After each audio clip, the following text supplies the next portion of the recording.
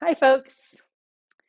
Ruthie Cat is here with us this morning, and now she's leaving.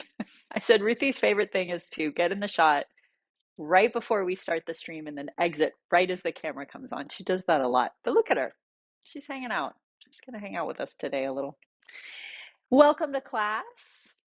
I'm Colette. Maybe you know that. Scott and I were talking about another all-around class today, thinking about, all these series we've done really all year, but looking specifically, or since we started doing series in the fall. But we look back specifically through some of the things we did starting in January, and thinking like, yeah, there were some cool ideas in there. Maybe we could have an all-around session and be able to go back to those things. But looks like we can't have class. I'm just going to be busy petting a cat. Oh, Ruthie. Well, get a strap or a towel if you use a towel. And we're going to start. I thought we'd start with some of the hand and wrist and forearm kind of upper body work we did a little while ago. So you can start seated. We're not going to use the towel first thing. We're going to start with some of the hand warm up stuff we did. So we did clasp your hands together. Take a look at which thumb's on top. My left thumb is on top. It doesn't matter, but just observe that. And then bring your elbows together. And then do a little side to side and let your forearm slide up and down as you do it. So I'm not like doing a big pull on the wrist, but I'm just getting that movement happening in the wrist. And then bring them to center. And then do a little flip, rotate. So now my elbows don't move up and down, but like one wrist ends up in front and then the other wrist ends up in front. And I'm not moving my elbows back and forth. I'm trying to keep my elbows in place and rotate at the forearm. So this is called pronation and supination. It's a special forearm movement where the bones of the forearms rotate and twist. One bone twists right over the other. All right, now we're going to put those two things together. So once you have one flip, then you're going to take that wrist movement forward. You're going to rotate it around and then flip, and the other one comes forward and rotate and flip and rotate and flip. And if you have a sense of this movement, you can do it actually pretty quickly, like a little figure eight, but you might not be there yet. So you can go slowly and find it and flip and find it and flip. And so there's that gliding of the forearms up and down. There's the rotating, really relaxed hands. And then let that go. We're going to do the same thing with the other thumb on top. So I had my left thumb on top. Now I'm going to put my right thumb on top. I'm going to take a moment and be like, ooh, that feels weird, right? It's all right. Same thing. Do a little side to side. And the purpose in general is just getting the forearm muscles to kind of wake up and not be so sticky. So tight is one way to think about it, but I sometimes like to think of them as just being stuck. They're not really engaging or releasing. They're just kind of sticky sometimes. They're just stuck in a position. So if we can get them to relax and then engage and relax, kind of go through their motions really gently. And then let's do the flip. Then things start to open up. Then maybe there's a little less pressure on my wrist. And actually, there tends to be a little less tension in my chest and my neck and my shoulders once they have movement. And then we put them together, flip, flip, rotate, flip, rotate.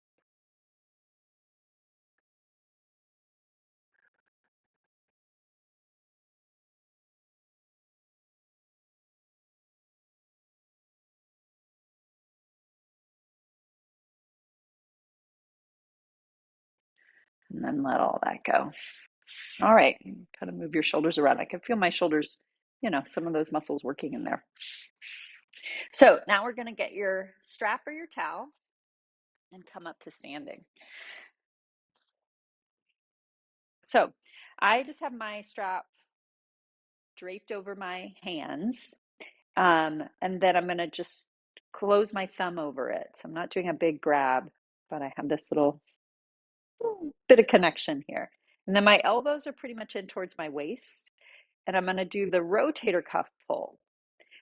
So my arm is moving this way, but you're not going to see any movement just because the strap won't let it move. But I'm letting my arms think about moving in that position and then release and press and release. And the goal would be to get the rotator cuff, which is muscles between the scapula, shoulder blade, and upper arm. So back of the deltoid and some of the rotator cuff, maybe kind of back of the armpit. It feels like that. Upper back of the shoulder, sort of what it feels like. Pulling and releasing. I have to relax my chest. I can think of upper abs a little bit.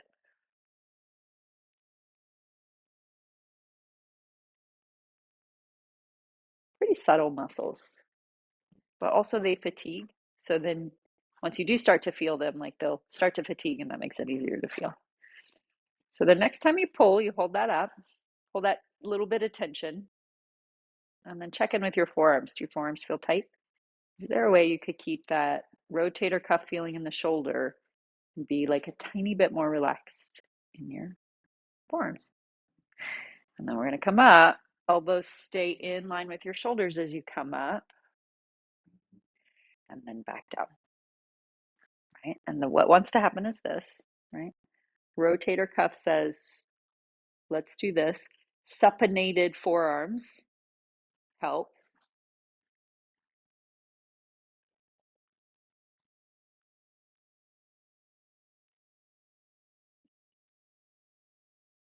Up and down. And I really am hoping that my elbows are coming together because of that rotation in the arm this way. And not just because I'm squeezing in my chest, right? So my chest not working too hard either. Now you could take the arms a little higher. It's possible with the bent elbow. And I'll get into some stuff. You can kind of see what works for you.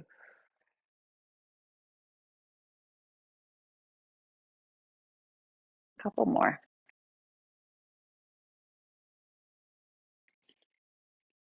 And then next time you come up, we're going to go to shoulder height. Find your little pull, wide shoulder blades, ribs connected, elbows in. Then leave your upper arm exactly where it is as your lower arm unfolds. And then bend it back up. It doesn't have to go all the way to straight, right? Especially if I'm really isolating my upper arm and not like shifting it around. Probably it doesn't go to straight. Forearms open, right? Long forearms reach. Upper back supports.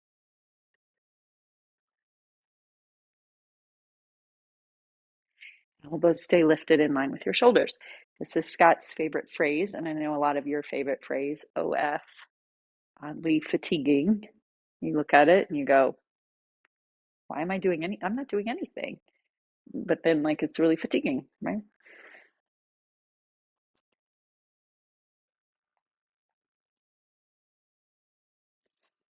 And then lower it all back down and move all that around, right?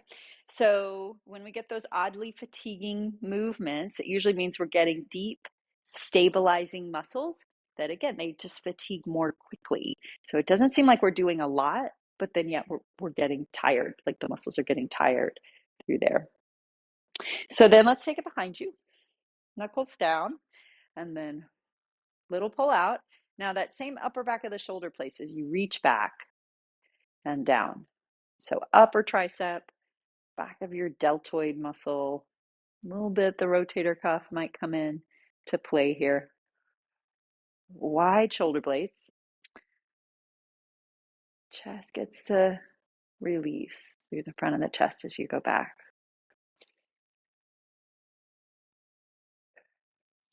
And then if you're still looking for something to think about, what happens to your forearms as you get farther back?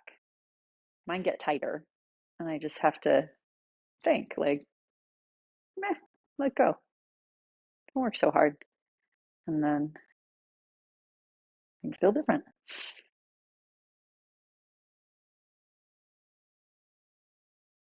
I think that works in life too sometimes. You're like so tense, something so important, and you go, what if I let go a little? It feels a little better. It's not always that easy, but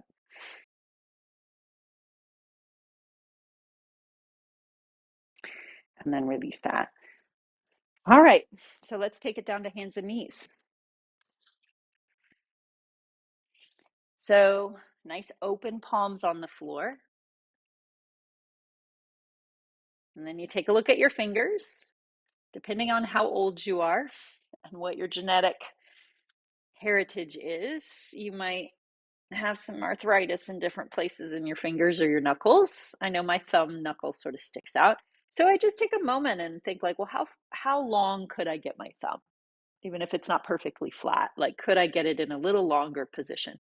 Could I get my fingers a little longer or the base of my knuckles a little more grounded through there? And then like just working with that. Yeah. Heel of the hand, take a moment feeling that, like the heel of your hand could spread out. You don't have to push harder. You just think, okay, the thumb side of the heel of the hand, the pinky side of the heel of the hand, all that getting a little wider. Your wrist perhaps getting a little wider because those forearm muscles are juicy now. We made them a little juicier so they can move. Your elbows have a little softness in them. And the pits of the elbows point in towards each other.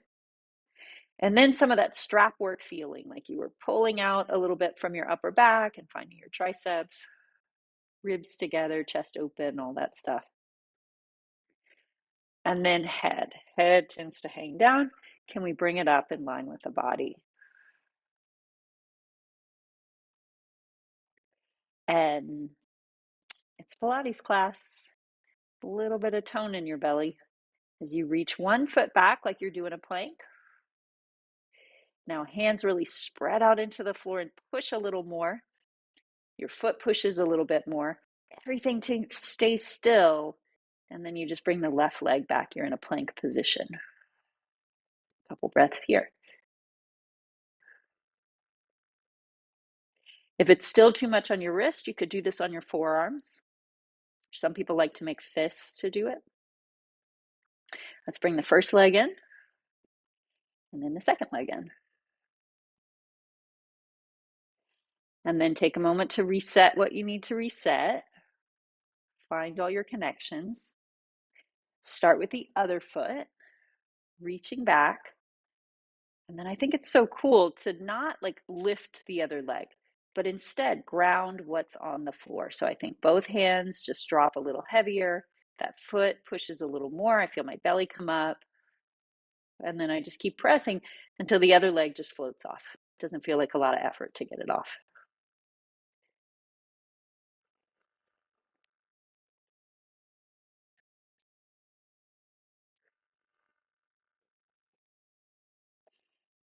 And then first leg comes down, second leg comes down.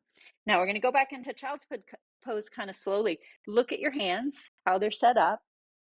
As you start to go back, just go back as far as you can. Keep your hands fully connected to the floor, right? There's that moment where the palms start to flip up or drag in. How far did your body move back, keeping your hands where they are? My body happens to go all the way back. Maybe yours does, or maybe it doesn't. It's okay either way. And then come back to hands and knees. So, what do you think in your body might need to shift to keep your hands down? Like for me, it's often my shoulders need some movement. My blades get a little wider. My armpits get that long feeling. My collarbones move a little bit. Back up. And then sometimes I think about my side body, like waist as well, like from my armpit to my sits bones. Sometimes I find a little length through my waist, and then that length through my chest. And I just find wherever that is.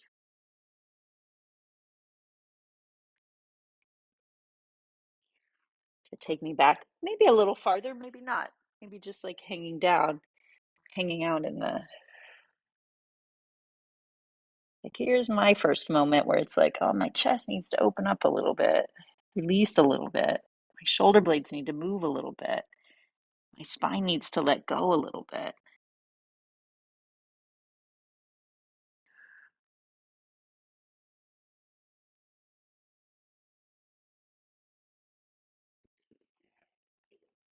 All right, now what does that arm to sits bone position remind you of that Scott usually does and I don't usually do, but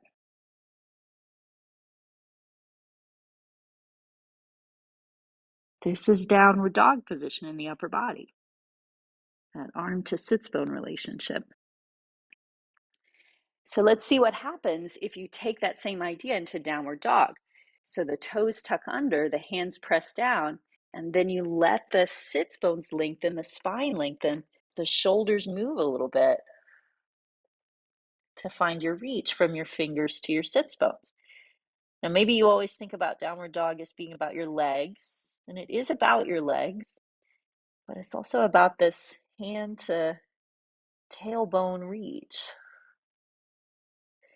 And then what happens? I don't know what happens in your legs, right? Like maybe they get a little straighter, maybe they're a little bent. My heels are off the floor, my knees are a little bent. Sometimes I push them a little straighter.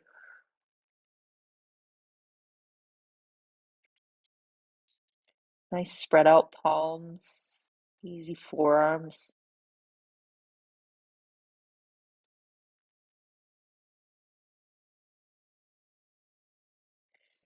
And then coming back down to hands and knees.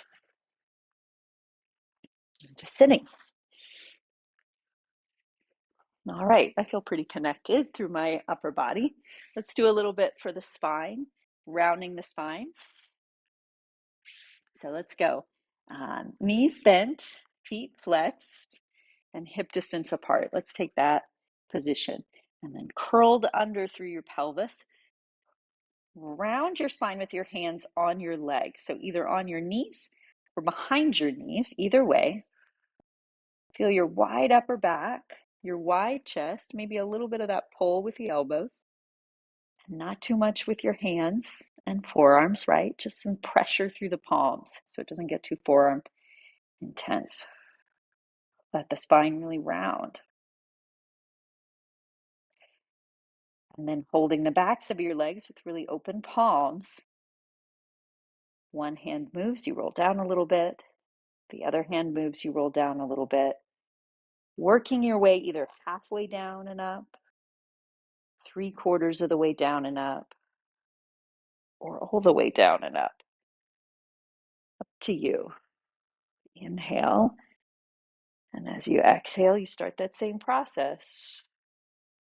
Pulling with an open palm that feeds into your belly. Coming back down again. So moving through this in your own time.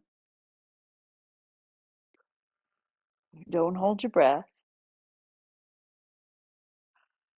Let your spine move.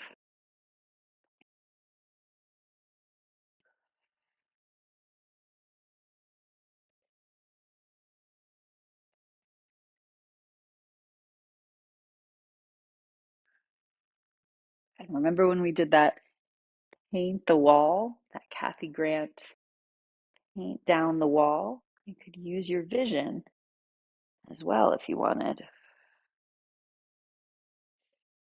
And then notice how it moves up towards the ceiling. You come up, vision moves to the kind of the floor of the wall in front of you. And then you just let your vision help you follow it up to sitting. And one more time.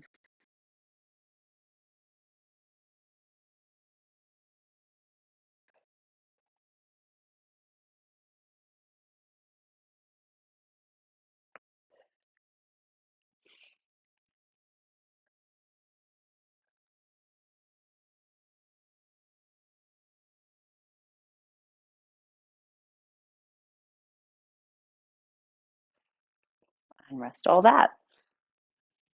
Okay, we're going to take that into bridge. So now letting the tailbone be the thing that starts rolling you up instead of the head.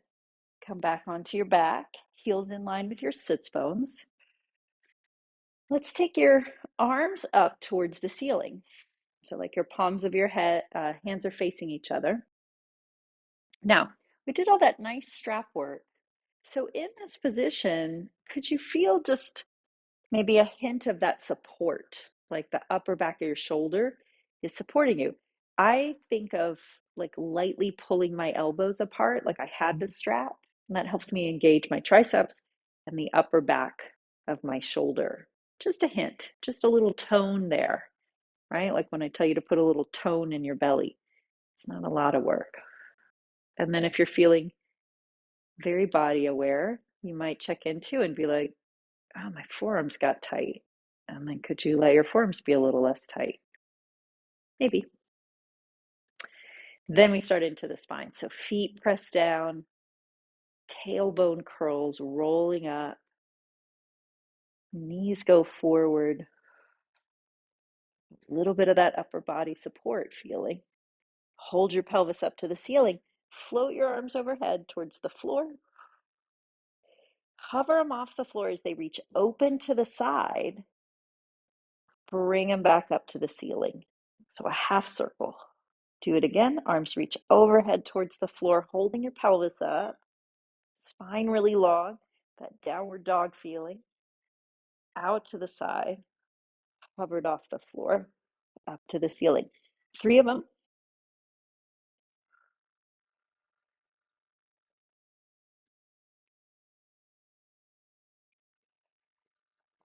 And then 1 vertebra at a time. Rolling back down.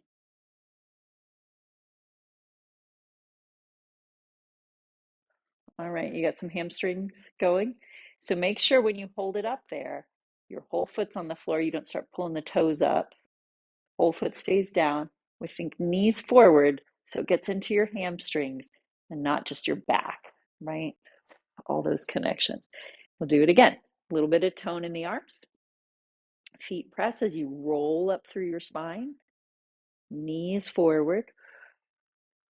Long waist. Soft chest. Now let's take the opposite half circle. Open to the side, not too far. Keep it in a hover, so you have to really hold it. Float the arms overhead. Take them up to the ceiling. Maybe your hips come up a little higher. Open, overhead, up to the ceiling. One more time.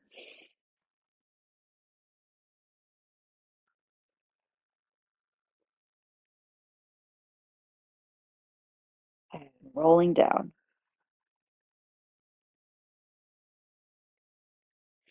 And stretch your legs out on the floor. Now, bonus transition if you want to. Take a roll up to come up to sitting. If that doesn't work for you, find a way you like to come up to sitting. You can reach the legs straight forward. Use the upper body feeling in the arms to roll up. And reach forward over your legs. Let's take a little moment, letting your spine release there.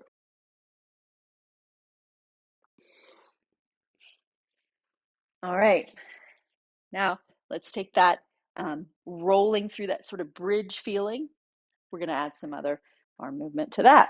So we stood with the strap and we did the arms behind us, and everybody perfectly felt all this, right? We felt some of that. So now we're going to work with that on the floor. Fingers point towards your butt. If it's too much on your wrist, find an alternate position. Out to the side might be one way to do it. Again, some people do it on their fists. You can play around with it.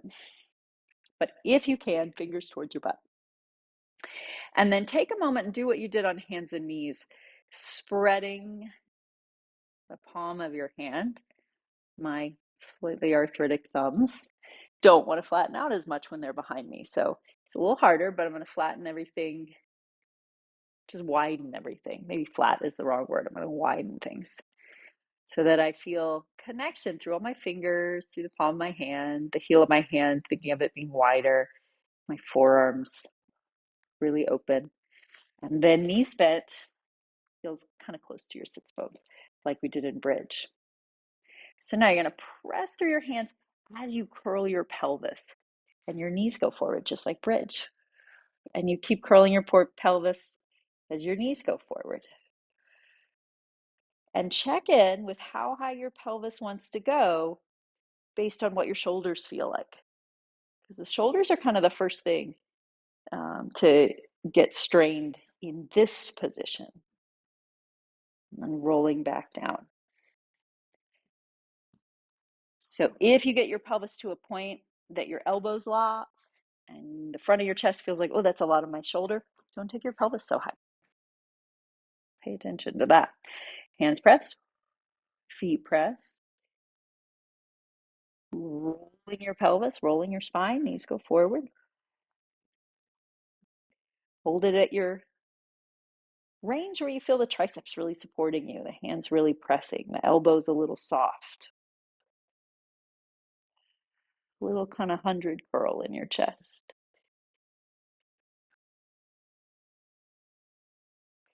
And then coming back down through your spine.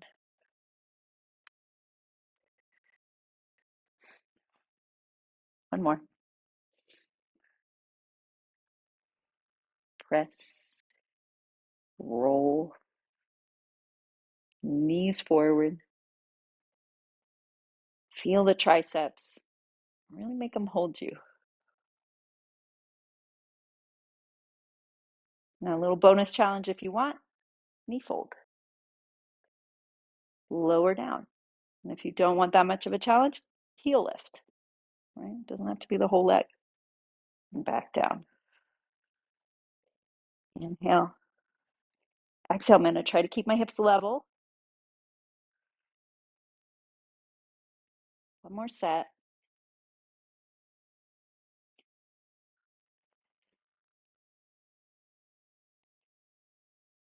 And rolling back down. All right, let's do it. Let's go back and do a little wrist movement. Yeah, let that stretch out a little.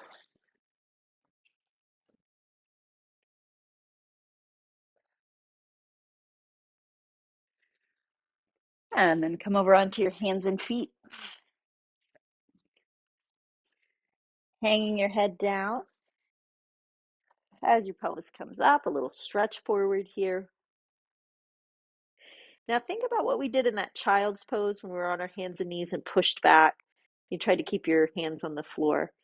Think about what you found there. So sits bone, lower back, waist,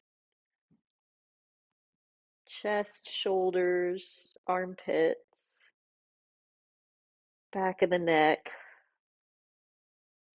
If your hands are fully on the floor, spreading out the hands. If they're not, then just letting the wrists release, letting the fingers hang.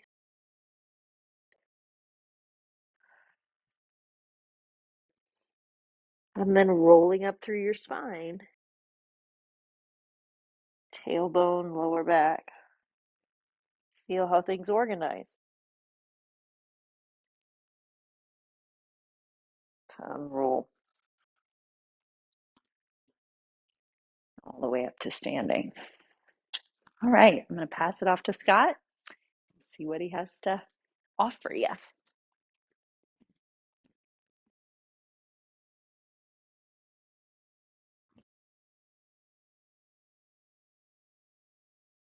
Just for, yeah.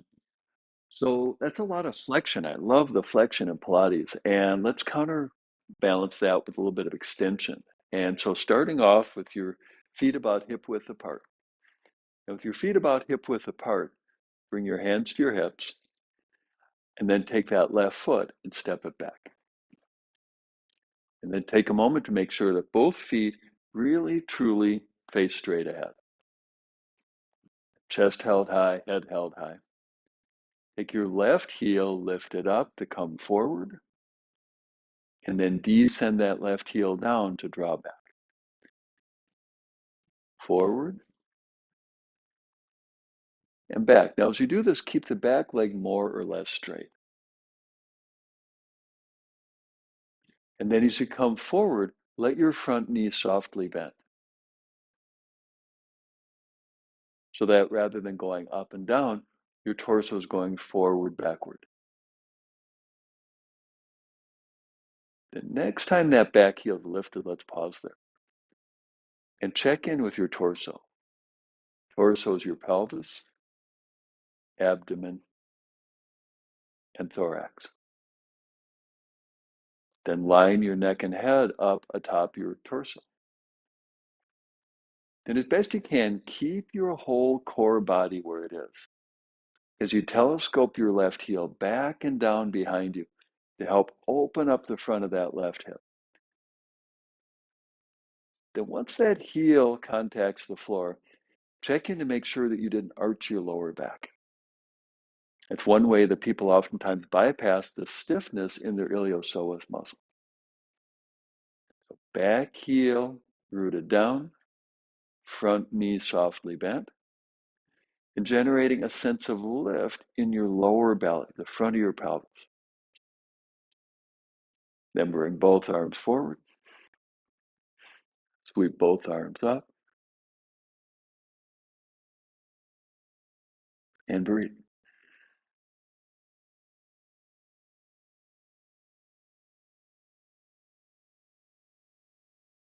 And then back to standing. I've been spending a lot of time at my desk working on my dissertation. And so this is such a nice antidote to how the front of my pelvis tends to tighten up from so much sitting. Let's do the other side. Hands on your hips. Now take your right foot back. Now, if you notice, my back foot's turning out now, isn't it? That's what happens for a lot of people when they step back. So make sure that both feet really, truly point straight ahead, straight forward.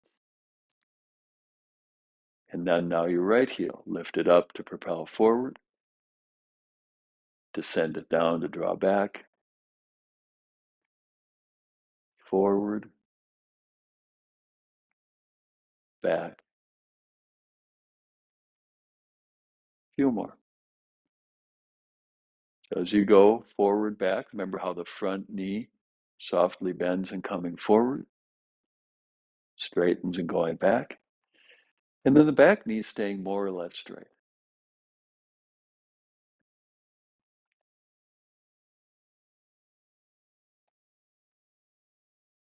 The next time that back heel lifted, let's pause there and stack the whole core of your body in the vertical. Head, neck, thorax, abdomen, pelvis. To keep this pelvic positioning as you telescope your right heel back and down. And once that heel contacts the floor, check in to make sure that you didn't arch your lower back so that you're creating length in the front of your hip rather than compensating by arching your lower back. Bring both arms forward, sweep both arms up, and breathe.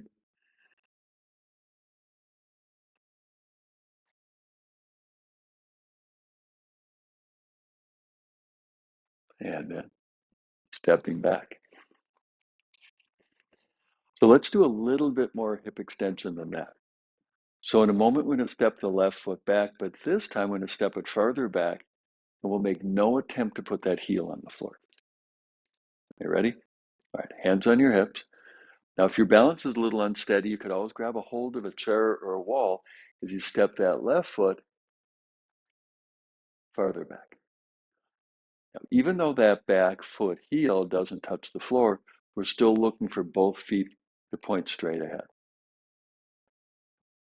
Line up your core body like you did before. And then front knee, right knee. Exhale, bend. Inhale, straighten, bend, and straighten a few more. So it's a very similar lengthening like we did before, just more of it.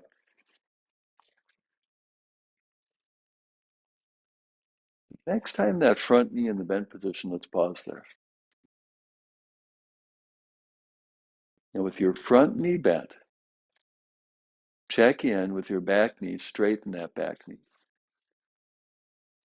And steady breathing. We'll hold here for a count of 5, 4, 3, 2, 1. And then step that back foot forward. Two sides of your body feel the same. I feel like one side of my body is much longer than the other side. So let's even this out.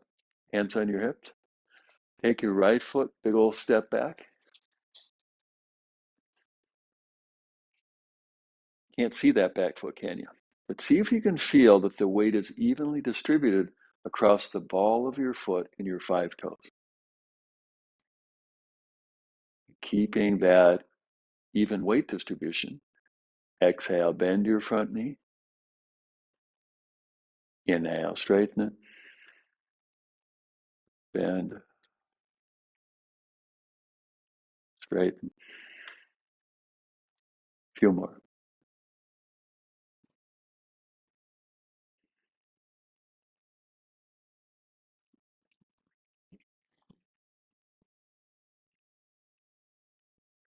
Next time, knee in the bent position, your left knee, pause there. And keep that lift in the front of your pelvis. And keep that lift as you straighten your back knee. I'm going to hold here for a count of 5, 4, 3, 2, 1.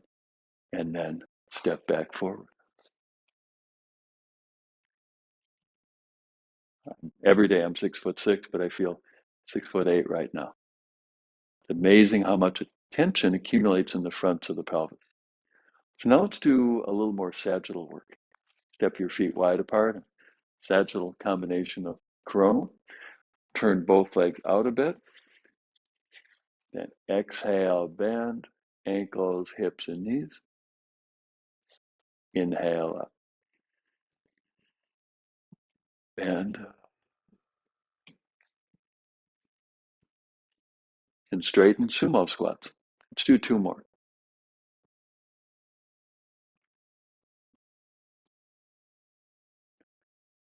The next time knees in the bent position, let's pause there. Now let's work some of the deep muscles in the calves that support healthy feet. To do so, take both heels, lift them up a couple inches. Oh yeah, this also helps work on balance. Keep your right heel lifted. Now your left heel, slowly descend it down over a count of 5. 5, 4, 3, 2, 1. Touch, lift. Now keep that left heel just a little bit lifted. Right heel, over a count of 5, descend it down. 5, 4, 3, 2, 1. Touch, lift. Both heels lifted now. And now both heels over a count of 5, lower them down. 5, 4, 3, 2, 1. Pause. Heels still just a tiny bit lifted. Let's take a few breaths here. Then hit the play button, lower the heels the rest of the way down. Feel your feet root into the floor. And then press your feet down to come up. Step your feet back together.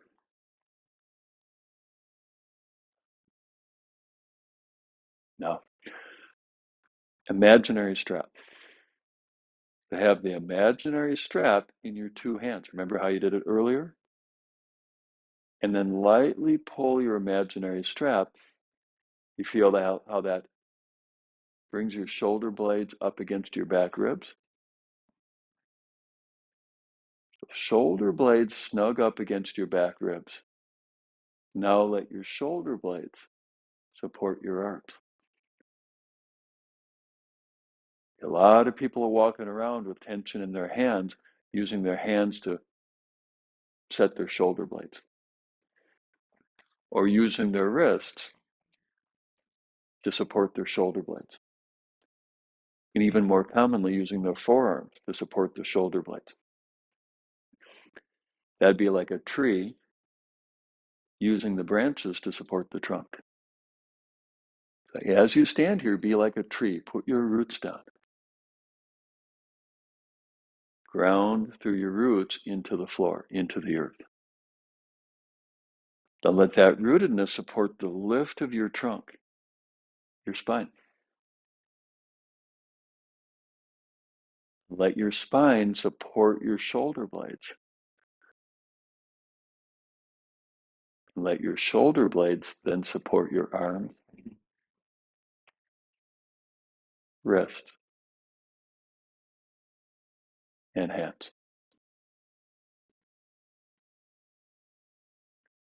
Your upper back. There's that space between your shoulder blades. Inhale, fill that space. Now with the exhale, take your arms up, all the way up. Let's take a few breaths here.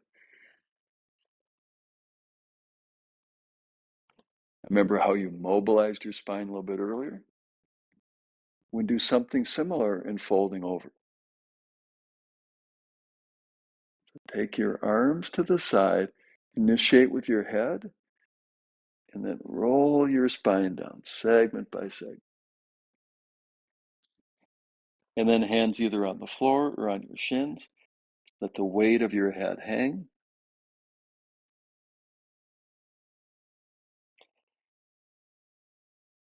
Maybe you're already feeling all the space across your upper back. Inhale, fill that space.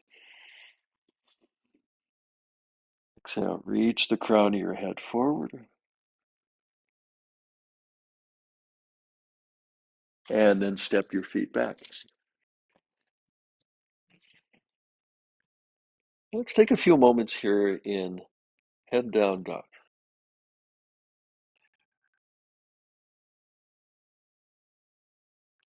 And then come on down. So we're going to build upon some of the work you did earlier. So if you remember that imagery about hands on the floor. And if you recall that imagery, letting your elbows face a little bit out toward the side. And engage those muscles across your shoulders and upper back. Imagine you're pulling on the strap. So now we're going to make a little different movement in the arms.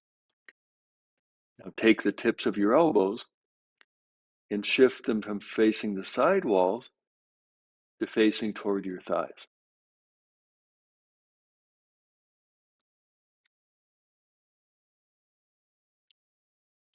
And then keeping your elbows facing toward your thighs as you turn your toes under.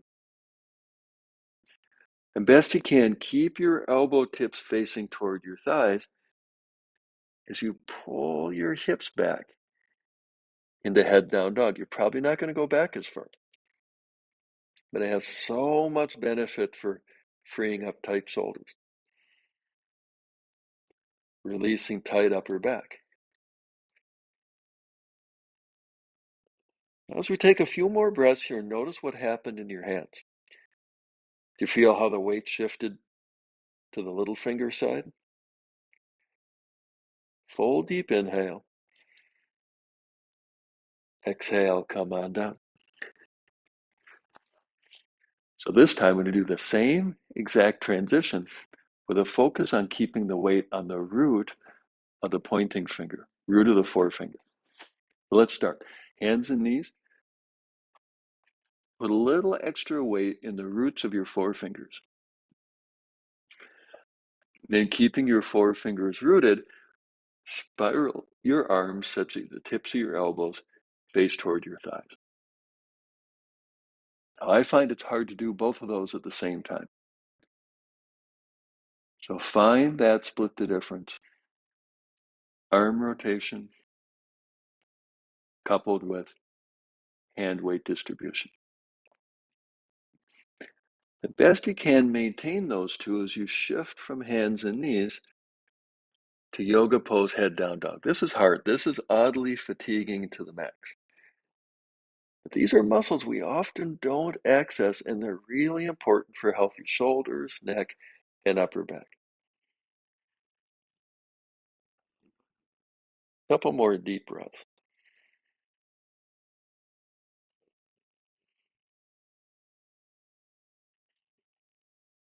And then come on down to your knees. And then down to sitting. Let's take a spinal twist. Start with your knees bent, feet flat upon the floor. And put your roots down. Root down to lift up. And take your left foot forward. Right foot can either stay where it was, as long as there's not a pinch in your groin, bring it across. Left arm comes across, give a hug, right hand comes behind, and a couple of breaths here.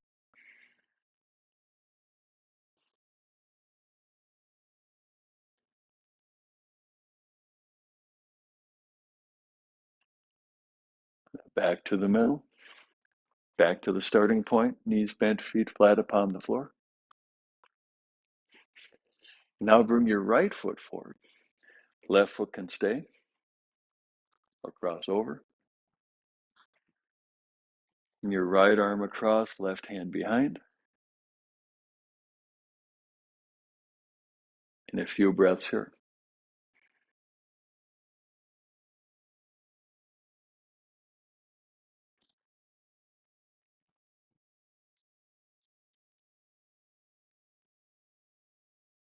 And back to the middle. And now both legs forward. Exhale, arms to the side up. Roll your spine down. Remember how you've done that now? Lead from your head, then your neck, then your upper back, lower back, then your hips.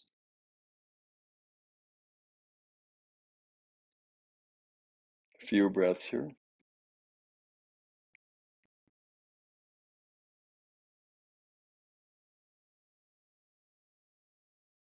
And then roll your spine up.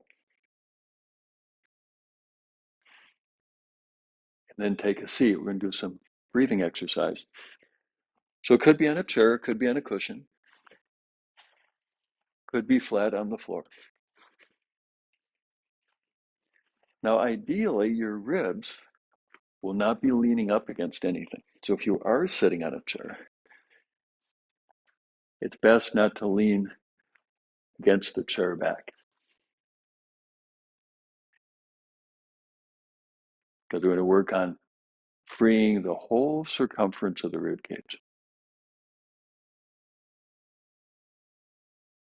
With your next exhale, knit your ribs.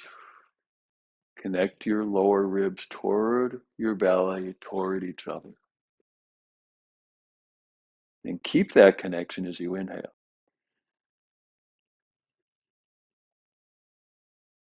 Exhale, begin again, connect. Maintain that dynamic connection as you inhale.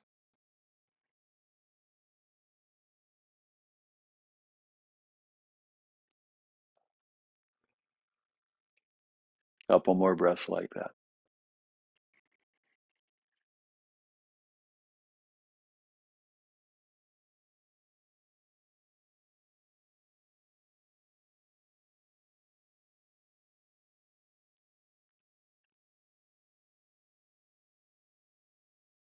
Now, to really free up your rib cage, the price of admission is this integrity in the upper abdominals.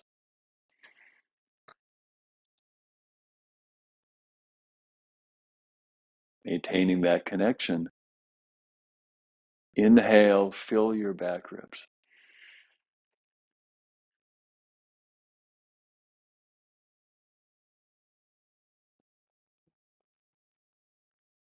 Let's do another one like that. Keep the rib connection. Inhale, fill your back ribs.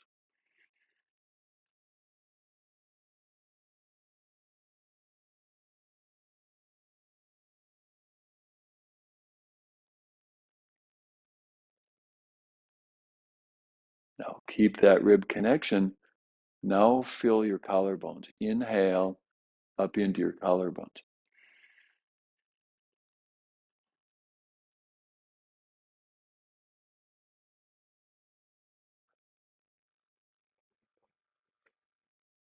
Connect your ribs, maintain that connection.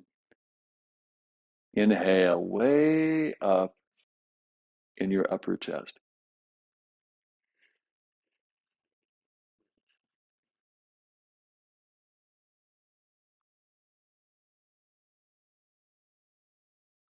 Let's do a couple more like that. Now, if you feel your neck muscles working when you take a really big inhale,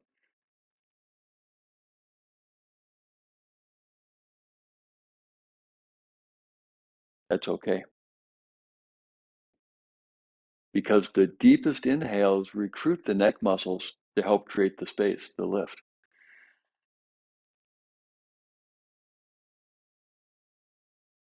It's one of the reasons deep breathing can be so good for a sore neck is it helps to release the chronic tension by working the tense muscles.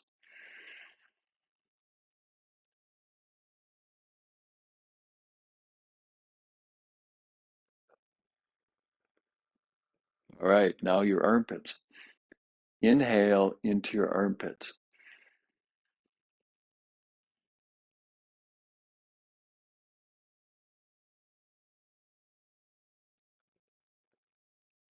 Sometimes people think that's metaphor. Oh, he really means side ribs when he says armpits.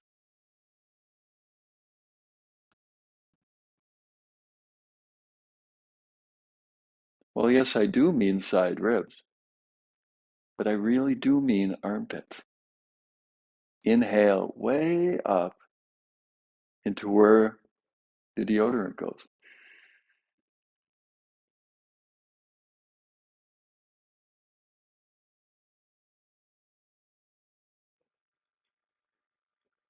Now let's put it all together. Back, sides, collarbones. Fill all of it.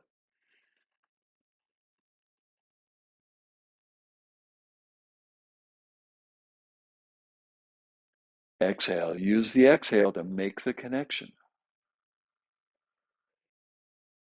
Keep that rib connection to fill your whole rib cage.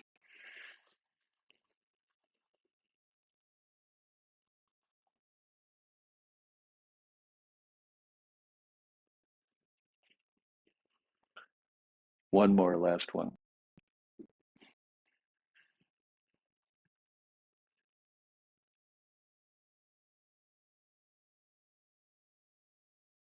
Now let the deep breathing fall away.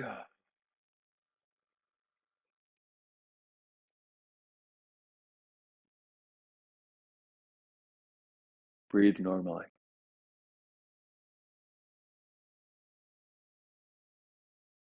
All right. So that's what we have for you today. So before we part, any comments, any questions? All right. Well, thank you so much. And I hope where you are, the weather is as beautiful as it is here today. Bye-bye.